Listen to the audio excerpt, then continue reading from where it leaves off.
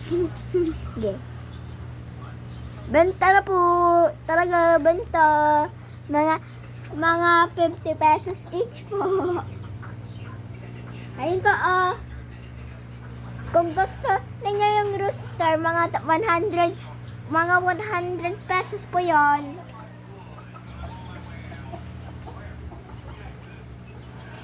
Tapos lalo pa siya may bulag, ewan ko.